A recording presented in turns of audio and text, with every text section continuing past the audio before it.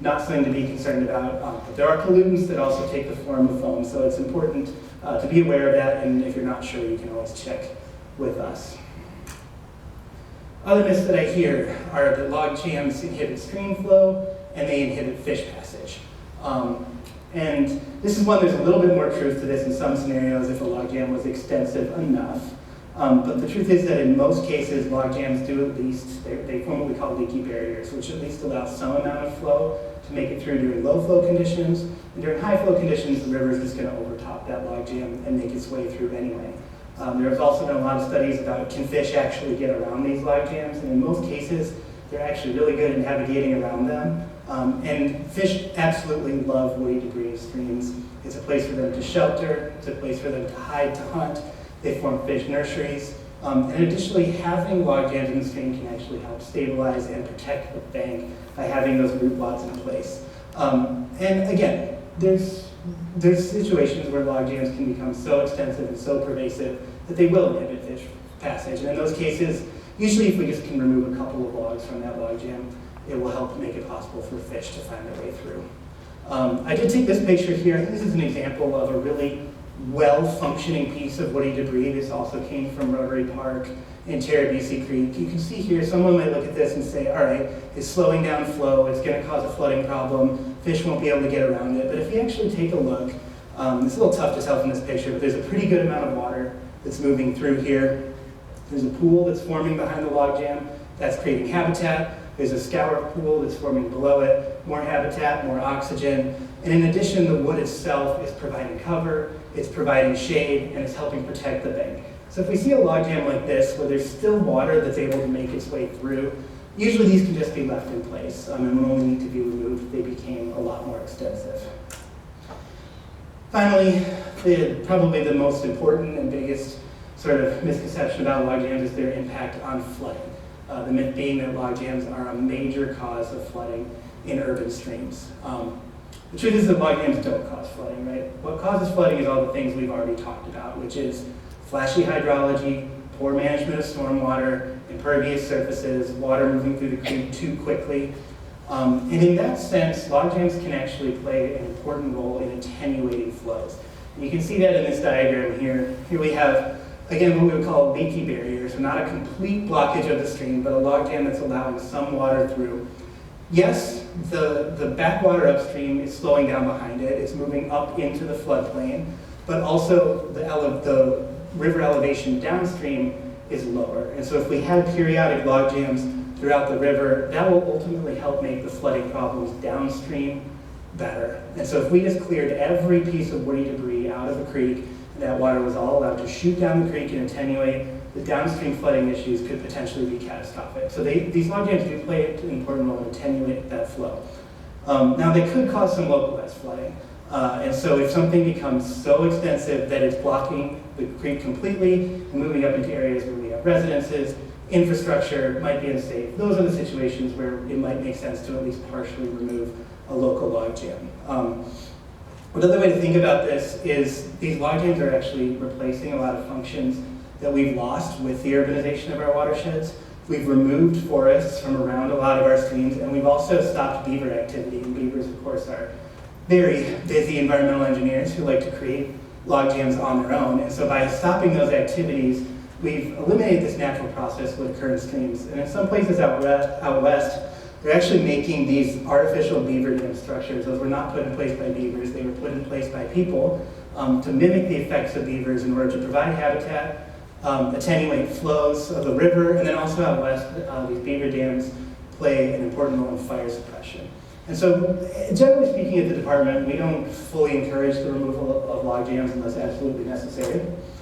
But sometimes it is necessary, and those are the situations that I mentioned where there's imminent damage to property, complete blockage of the stream channel, or sometimes passage might be required for our recreational use and enjoyment of the creek. If we had, for example, a water trail on the creek, we want a canoe passage, we might want to remove those log jams. So in these situations, we promote what we call the clean and open method, which rather than completely removing all of the debris that's blocking the stream channel, you go in and you just remove a section of it. And this can usually be accomplished by A couple of brave people with waders and chainsaws. You can see here, rather than taking out all of the woody debris, they've just clear-cut a channel, for water to make its way through.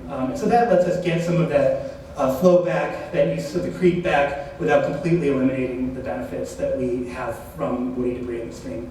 Additionally, the other benefit of this is it doesn't require a permit from the department. If you aren't modifying the bed or banks of the creek, you can do it without a permit from the department. So it's something that volunteers can take on without the extra cost or work of going through us.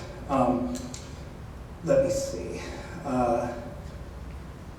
So I think on my walk, I probably found, this would be the one log jam that I encountered, and this was just on the west side of Merriman Road, where that went on for probably another 40 or 50 feet. It looked like flows were more or less completely blocked. We had a lot of sediment settling out behind it. So that's a situation where, especially if there was potential for damage to property, where we might encourage the removal of that log jam. So it's definitely not every case. I don't say leave all of the wood in the stream. There are some folks, especially at DNR, who really think that way, so we fight about it. But within reason, I think we can support log jam removal, especially in these urban streams. We also have impacts to water quality. So we covered the hydrology, the movement of water, the water quantity.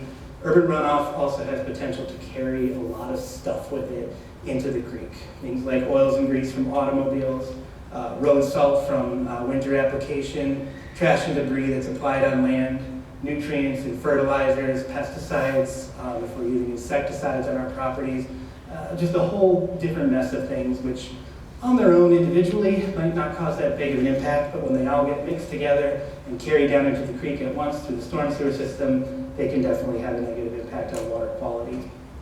And one that may be a big contributor to that loss in biodiversity that we've seen in Terabisi Creek is chlorides. And basically, this is a measure of the amount of salt in the water, and through a lot of research, we've determined that the primary culprit for that is road salt application. This is data from the UP and a creek that has some issues with chlorides. Basically, it was just measuring chlorides throughout the year and seeing when they were too high. November, December, January, February, and then again December, January the following year. Pretty clear that chlorides tend to spike in these watersheds in the winter months as a direct result of road salt application, which is obviously something we need to do in order to keep our roads safe. There are some alternatives, but often road salt is applied in excess, and so rather than actually being used to melt the road, it just runs off with the snow melt or when the weather warms up and makes its way into our creeks. And this can have effects on aquatic life. Recently at Egle, we developed water quality values, which define at which levels road salts and chlorides are dangerous to organisms. We have an acute value, which means it can essentially kill something pretty quickly, or a chronic value, which means it can have significant impact on their life, ability to grow and reproduce. And so if streams are above either of these thresholds for any amount of time throughout the year that's significant, we might consider that creek impaired for chlorides. We don't have monitoring data for chlorides at Terabisi Creek at the state right now. We're certainly working on that as we start to implement these new water quality values. But we have been able to get a lot of valuable data, again, from Friends of the Rouge through monitoring that they do in association with their invertebrate monitoring. Two sites here in Terabisi Creek. One had various hits that ranged as high as 506 milligrams per liter. The other one, 270. Certainly that first site, 506. If we saw that regularly throughout the year, that's a location we might consider as impaired for chloride. So road salt impacts are another big piece of the puzzle here in Terabisi Creek. I think I'm going to skip over road stream crossings for now, just in the interest of time. Just understand that we have a lot of locations where we may not have adequately sized bridges and culverts to convey the stream across our roads, and that has a lot of different impacts as well. So we suggest inventorying these and finding ways to improve water flow and fish passage through road stream crossings. So what can we do about this? Finally, we're going to get to some solutions. I know it's been discouraging enough to this point. I'm going to talk a little bit generally, conceptually, about what some solutions are, and then we're going to talk about the regulations that we have in the department that help to implement some of these solutions. Probably the biggest one, but also one of the hardest ones to do, is just to conserve land. Where we still have forests, wetlands, or land adjacent to stream corridors that isn't developed, anything we can do to put that land into protection and conserve it will go a long way towards benefiting water quality. We have a lot of groups here in Southeast Michigan that work really hard on land conservation, and they work to put legal protections on these land called conservation easements, which prevent that land from being developed in perpetuity. Probably the biggest limitation to land conservation is that we don't have a lot of regulatory options when it comes to conserving land from the department. We can't tell people what to do with private property except in very specific situations. Usually those situations involve wetlands, and even in those cases, it's more about mitigating or offsetting impacts rather than preventing development outright. Now, there are some opportunities, even within the city, to restore land. And so we can actually go in and find places where wetlands used to exist and through a wetland restoration process, restore those. Egle has a voluntary wetlands restoration program. Here's what was a no longer active agricultural field that used to be wetland, was tile drained. They went in there, they broke up all those tile drains, they dredged out to restore the original water table and planted wetland vegetation, and brought back some of that function to that wetland. Additionally, in the city, we can look at doing things like planting trees to create urban forests or optimizing vacant land to infiltrate stormwater. And that can help mimic some of the land conditions that existed here in Southeast Michigan prior to development. And again, these are things that are almost always voluntary in nature. There may be rare situations where the department would require someone to restore a parcel, but usually that's because they went in and destroyed it without a permit. So it's never proactive, it's reactive from a regulatory standpoint. One of the most important things we can do is managing stormwater on site. Basically what that means is don't do anything you can to not let that stormwater get into the storm drain. Find a way to infiltrate it into the ground or store it and detain it on site through something like a detention pond, or even better, infiltration practices like green roofs, rain gardens, bioretention areas. Put the water back into the ground where it can slowly make its way back to the stream and recharge stream flow from groundwater, essentially trying to take the peak of these flashy hydrographs and move them back down to where they were by changing the way we use the land. If we do manage to fix some of these underlying problems with hydrology and land use, a stream could be a good candidate for a restoration site. And this essentially lets us allow to go in the stream and restore it back to the way it used to be without having to wait years and years for it to recover on its own. This has been very successful in some places. So here you can see an entrenched stream channel. This is even more extreme than a lot of the photos I showed in Cherokee Creek. This has got erosion on the outside. It's got an aggradation here. It's entrenched, not accessing its floodplain. By downcutting, stabilizing, and using things like woody debris to help stabilize the bank on the outside, we can make that creek look like the way it used to a long time ago. And if we've done enough with the stormwater to manage the hydrology, it will stay that way for a long time. And hopefully, with time, those invertebrates and fish will eventually come back and that will behave like a natural creek again. Now, we always encourage a natural channel design approach when we do this. This isn't going in and hard armoring stream banks that might protect the bank, but it doesn't provide that function that a healthy stream has towards the organisms that live in the creek. We can do things on the land to try and mitigate the impact of stormwater pollution. This is things like switching to brine instead of rock salt, which has a lower chloride concentration relative to the amount that you need. Cleaning catch basins and street sweeping.